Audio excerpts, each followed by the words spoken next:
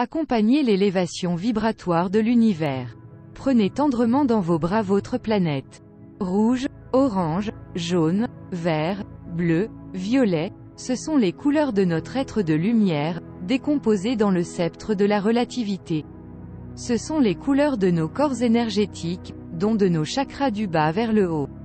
Du cœur à la terre qui est rouge, jusqu'au cosmique qui est violet, en passant par le magma, orange, la croûte terrestre, jaune, et la biosphère, verte, et le ciel, bleu. Tous ces vibrations, tout est symbole. Nous sommes le mental de la planète, au-dessus du vert, mais pas encore tout à fait bleu. L'espèce humaine, quatrième corps, est le mental d'un être multidimensionnel qui s'appelle la Terre. C'est son jugement, son intelligence, l'intention consciente qu'il devrait lui servir à s'élever vers plus d'unité. Quelle n'est pas sa surprise de s'apercevoir que ce mental est en guerre contre des autres corps antérieurs et ultérieurs. Jusqu'à présent, nous détruisons la Terre, nous détruisons notre corps. D'abord notre corps physique, minéral, humique, que nous exploitions irrespectueusement. Également notre corps vital et végétal que nous empoisonnons, détournons de ses buts, nous contraignant à l'esclavage. Et aussi notre corps émotionnel et animal que nous renions et martyrisons de jour après jour. Tout bénéfice illégitime suscite compensation par perte équivalente, disait George Osawa. En nous comportant de la sorte, nous provoquons une réaction égale et de sens contraire, inévitable. Qui vient du fait que la Terre n'est pas isolée dans l'univers, mais qu'elle n'est qu'une cellule d'un corps bien plus grand qui, comme tout corps, aspire à la paix, à la santé absolue, à l'équilibre de l'unité. Et évidemment, lorsqu'une cellule est malade, le reste du corps ressent un appel à la guérison. Appelant les énergies magnétiques qui vont remettre de l'ordre là où le désordre est installé. C'est ce que nous constatons. La Terre est soumise depuis quelques années à des impulsions magnétiques extrêmement puissantes, qui nous viennent du fin fond de notre galaxie, là où, plus près du centre, la paix est plus solide. Des hautes vibrations qui remettent en cause et amènent à la lumière sur tout ce qui ne va pas, tout ce qui est corrompu. Certains pensent que c'est dû au fait que le bras de nébuleuse, dans lequel notre système solaire est une poussière, se rapproche légèrement du centre de la galaxie. Mais pour quelle raison son mouvement amènerait plus près, et relativement rapidement, on l'ignore. Après tout, elle fait sa vie, notre nébuleuse. Quand quelque organe est malade, notre nébuleuse essaie de reconcentrer ses énergies.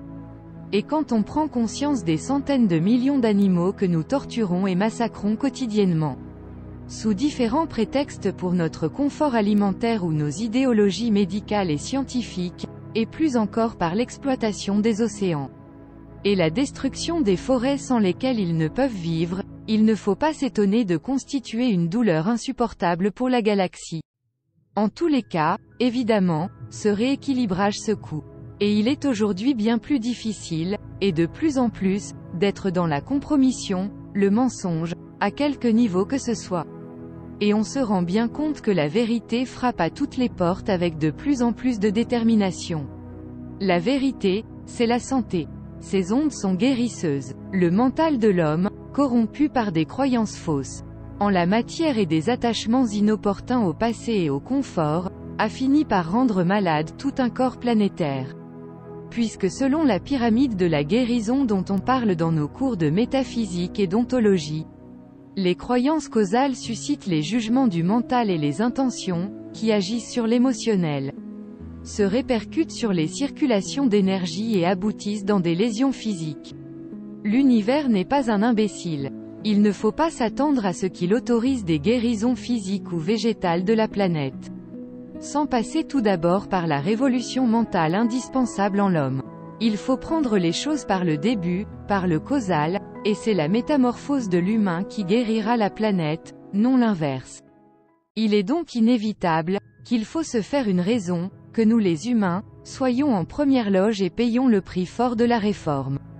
Les destructions subies par la Terre sont, somme toute, limitées, et surtout provisoires. Même si elles sont dramatiques et scandaleuses. Par contre, nos croyances à nous n'ont rien de provisoire. Si nous ne nous réformons pas mentalement, La planète aidée par tout son corps galactique éliminera son organe malade. Et se restaurera ensuite. Si nous nous réformons mentalement, les réparations se feront en douceur. Mais rassurez-vous, on aura l'occasion de parler bien d'autres moyens d'accompagner l'élévation vibratoire de la planète. On en a déjà proposé pas mal. La métaphysique est la base de tout, on peut agir à d'autres niveaux plus faciles. D'après le livre de Franck Hatem, la 6e clé, la clé vibratoire.